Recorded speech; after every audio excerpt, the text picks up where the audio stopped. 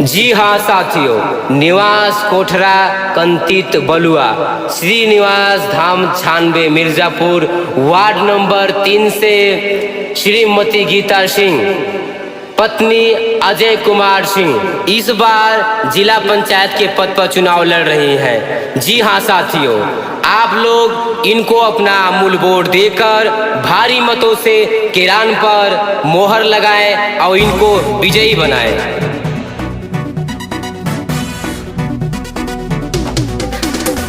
गीता सिंह जिंदाबाद जिंदाबाद जिंदाबाद, गीता सिंह जिंदाबाद जिंदाबाद जिंदाबाद।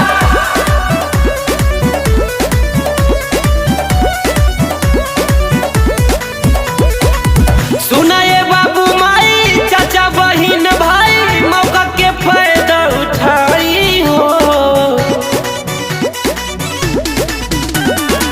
सुनाए बाबू माई चाचा बहिन भाई, जंजल के ये बतलाई हो।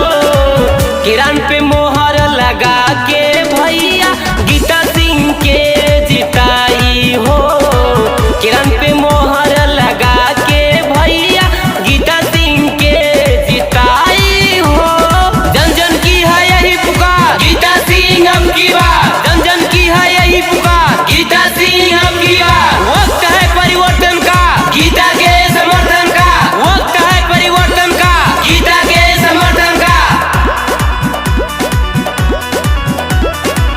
भइल मनमानी खूबे करना सुधार हो, गीता सिंह के अभी कर मतदान हो।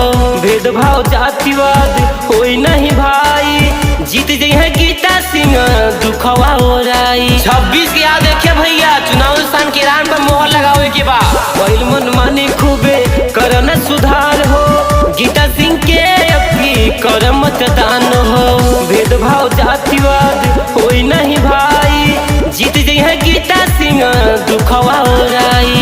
मिली समान पूरा हो अरमान सबके, जाके ये बतलाई हो।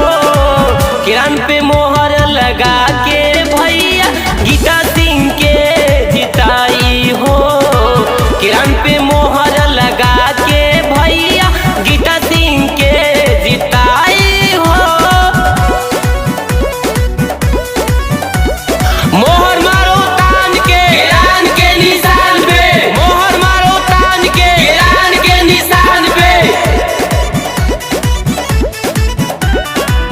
कर जोर विनती बा करन सपोर्ट हो, गीता सिंह के अभी करन वोट हो।